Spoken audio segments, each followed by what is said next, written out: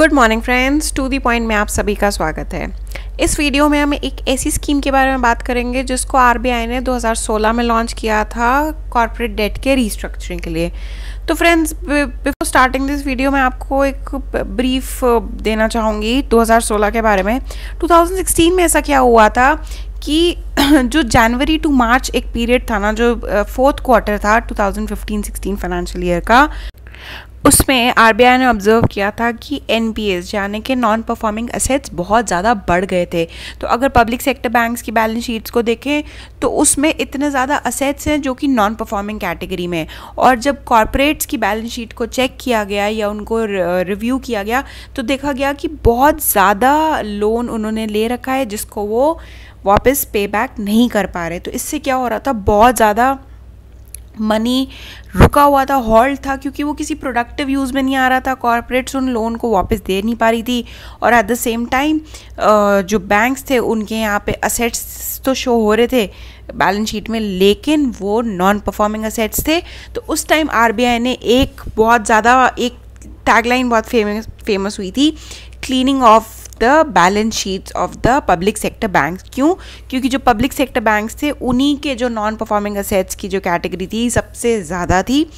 उस दौरान जो आरबीआई था उन्होंने बहुत सारी स्कीम्स लॉन्च करी थी कॉर्पोरेट डेट रीस्ट्रक्चरिंग के लिए और डेट रीस्ट्रक्चरिंग के लिए, जैसे 525 SDR that is strategic debt restructuring scheme, और एक स्कीम जो ये है sustainable restructuring of stress assets, जिसको S4A स्कीम भी बोला जाता है, और जिस बारे में हम पढ़ेंगे इस वीडियो में। सो स्टार्ट करते हैं इसके इंट्रोडक्शन से।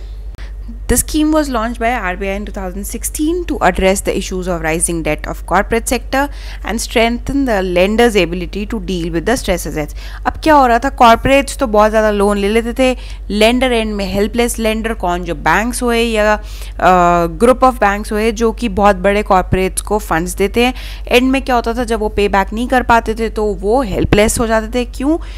क्योंकि जब तक वो लोग रीपे नहीं करेंगे जो कॉर्पोरेट्स हैं डेट को, या इन केस आप मान लीजिए अगर बैंक्स ने केस भी कर दिया है कंपनीज़ के ऊपर कि लोन वापस नहीं दे रहे हैं, या even if they are selling of the assets, जो सिक्योरिटी के अमाउंट में कोई असेट गिरवी रखते हैं उसको बेचेंगे, तो इन सब चीज़ों में टाइम लग जाता है। तो टिल द टाइम तो वो जो कैश है वो ब्लॉक्ड है, लोन की रीपेमेंट नहीं हो रही है, जहाँ लोन क्रिएट करना चाहती थी बैंक्स वो नहीं कर पा रहे हैं। क्यों? क्योंकि पेमेंट नहीं हो रही है। तो इसको ऐसे असेट्स को स्ट्रेस असेट्स कहते हैं, जहाँ पे डेट की सर्विसिंग मतलब इंटरेस्ट पेमेंट नहीं हो रही है। तो इस स्कीम के थ्रू जो एक एम था वो ये था कि जो लेंडर की एबिलिटी थी उसको स्ट्रेंथन करना to deal with stress assets, also called as S4A scheme.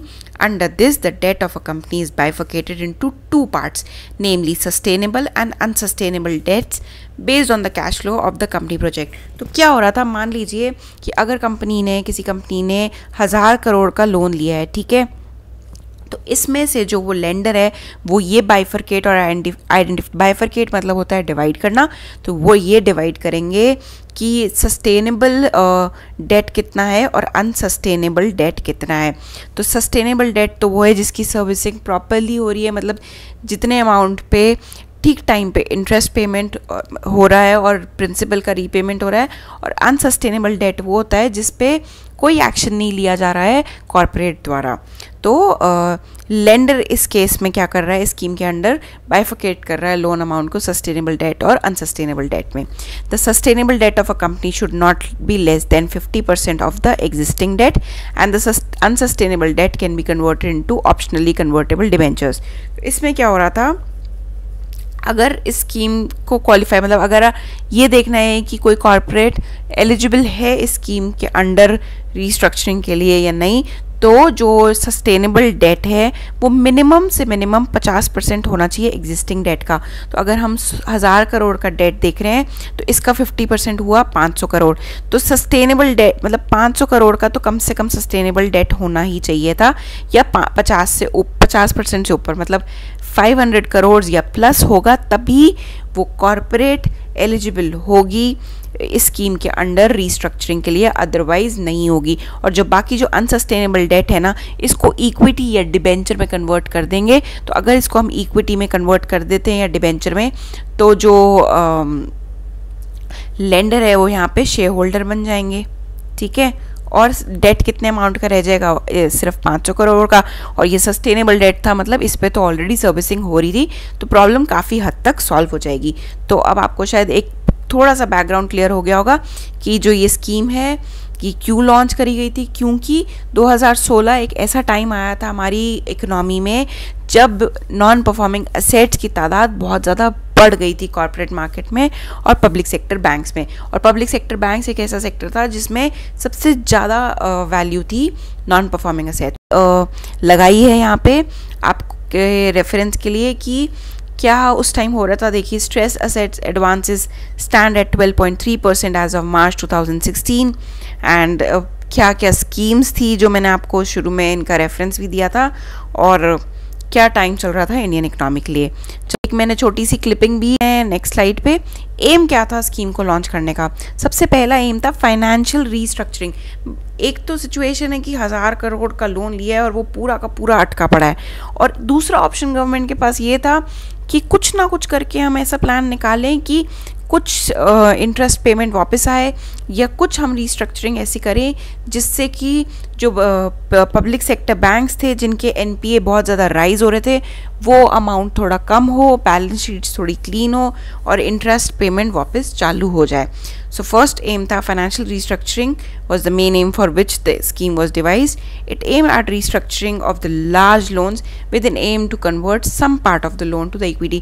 कुछ पार्ट को तो इक्विटी में कन्वर्ट कर देंगे, और जो सस्टेनेबल पार्ट है वो तो सस्टेनेबल है ही है भाई, उस पर तो ऑलरेडी हमको पेमेंट हो ही रही थी इंस्टॉलमेंट्स की।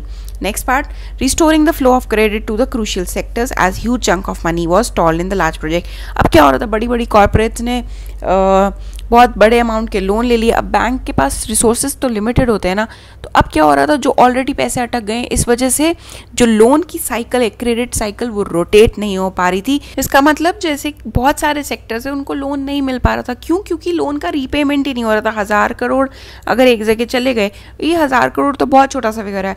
किसी कंपनी ने मान लीजिए 15,000 करोड़ का लोन ले लिया या 10,000 करोड़ का लोन, वो पैसे अटक गए, वापस ही नहीं आ रहे, तो जो और सेक्टर्स जिनको लोन की रिक्वायरमेंट है वो बैंक्स फुलफिल ही नहीं कर पा रही थी। क्यों? क्योंकि उनके पैसे एक ही प्रोजेक्ट में रुके हुए थे या स्टॉल्ड थे। तो एम ये था स्कीम का कि जो जितना मैक्सिमम हो सकते हैं पैसे को रिवाइव करें, उन जो स्टॉल्ड प्रोजेक्ट्स हैं उनमें से निकालें और रेस्ट अमाउंट को इक्विटी में कन्वर्ट कर दें। अब देख लेते हैं एक बार की फीचर्स ऑफ द स्कीम क्या थे। सो फर्स्ट फीचर ये है कि under S4 scheme an account is considered eligible for restructuring if total loans in the account by all institutional lender exceeds rupees 500 crore, which includes rupee loan as well as foreign currency loan. तो किसी corporate अगर वो तभी eligible होती है जब उसका total loan value 500 crore से ज़्यादा है। अब वो ज़रूरी नहीं है कि एक ही बैंक का 500 करोड़ फिगर हो। मान लीजिए 3 बैंक्स ने मिलके 500 करोड़ का लोन दिया है, या फिर कुछ ऐसा हो सकता है कि कुछ लोन इंडियन बैंक्स ने दिया है और कुछ लोन फॉरेन करेंसी, मतलब कंपनी ने बाहर के किसी ऑर्गेनाइजेशन से रेज किया है, बट लिमिट क्या थी, 500 करोड़ या उससे ऊपर के लोन वैल्यू होनी चाहिए। Next, an independent agency is hired by lending bank for evaluating sustainable debt. जो लेंडिंग बैंक है जिसने लोन दिया है वो एक एजेंसी को अपॉइंट करेगी, इंडिपेंडेंट एजेंसी को, जो कि उनको क्लियर पिक्चर देगी कि कितना अमाउंट इसमें से सस्टेनेबल डेट है जिस पे सर्विसिंग हो रही है, जिससे उन्हें पता चल सके कि क्या ये कंपनी इस स्कीम के अंडर एलिजिबल है या नहीं। Third point, the project should have started its commercial operation and there should be cash flow from the project. तो जो प्रोजेक्ट है जिसके लिए लोन लिया गया था उसका कमर्शियल ऑपरेशन, मतलब उसमें से कैश फ्लोज आने, उसने generate cash flow, revenue generate करना स्टार्ट कर दिया है, तभी उस प्रोजेक्ट को हम इस स्कीम के अंडर ला सकते हैं। अदरवाइज अगर नहीं कमर्शियल ऑपरेशन स्टार्ट हुए हैं, स्टिल वर्क इन प्रोग्रेस हैं तो वो प्रोजेक्ट इस स्कीम के अंडर बेनिफिट उठाने के एलिजिबल बिल्कुल भी नहीं है। Fourth point, the project allows banks to take equity participation in the stressed project. भाई जितना पार्ट सस्टेनेबल है वो तो आपको जैसे मैंने बता दिया, रेस्ट पार्ट को हम जो अनसस्टेनेबल पार्ट है उसको हम इक्विटी में कन्वर्ट कर देंगे। मतलब अगर जो बचा कुचा पार्ट है उसको इक्विटी में कन्वर्ट कर दिया तो बैंक ओनर बन जाएंगे उस प्रोजेक्ट का उस अमाउंट से जितना पार्ट स्ट्रेस्ड है। तो जैसे अगर देखा जाए 700 करोड़ का लोन था जिसमें से 600 करोड़ तो सस्टेनेबल थे और 100 करोड़ अनसस्टेनेबल डेट के अंडर आता था। इसको हम इक्विटी में कन्वर्ट कर देंगे तो जो बैंक है वो 100 करोड़ का ओनर बन जाएगा उस प्रोजेक्ट के under. Fifth point, one of the main features of this scheme is the test of sustainability, as it allows the evaluation of level of sustainable debt for the stressed borrower. Under S4A scheme, the loans are divided into sustainable and sustainable. तो ये बहुत ही अच्छा point, बहुत ही अच्छा feature है scheme का कि इसमें क्लियर पिक्चर मिल जाती थी लेंडर को कि कितना पार्ट सस्टेनेबल है, वेदर इस प्रोजेक्ट को स्कीम के लाना भी चाहिए, उसमें हमें इक्विटी में उसके इन्वेस्ट करना चाहिए कि नहीं करना चाहिए। अगर तो कैश फ्लोज जनरेट ही नहीं हो रहे तो वो मतलब बिल्कुल भी वायबल प्रोजेक्ट नहीं है। तो कोई भी लेंडर जो ऑलरेडी जिसके पैसे और अटके हुए हैं, नॉन परफॉर्मिंग असेट्स में कन्वर्ट हो चुके हैं, वो और क्यों अपने पैसे उसको इक्विटी में कन्वर्ट करके अपना लॉस कराएगी। सो बहुत ही अच्छा पॉइंट था और बहुत ही अच्छा फीचर है इस स्कीम का कि इसमें लिबर्टी दी जाती है लेंडर को कि वो इवैल्यूएट करा सके कि प्रोजेक्ट सस्टेनेबल है भी या नहीं है और कितना पार्ट सस्टेनेबल है और कितना अनसस्टेनेबल है।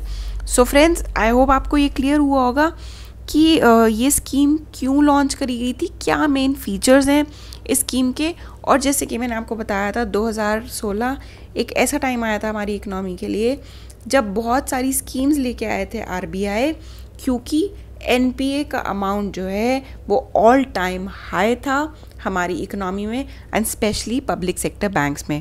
सो friends, this is all for the today's video. जितना आपके लिए ज़रूरी था इस स्कीम के बारे में जानना वो मैं ऑलरेडी कवर कर चुकी हूँ। इसको ज़रूर एक बार रिवाइज कर लीजिएगा आफ्टर ये the video is over. Thank you much for your patience listening. Stay fit, stay at home. Thank you so much.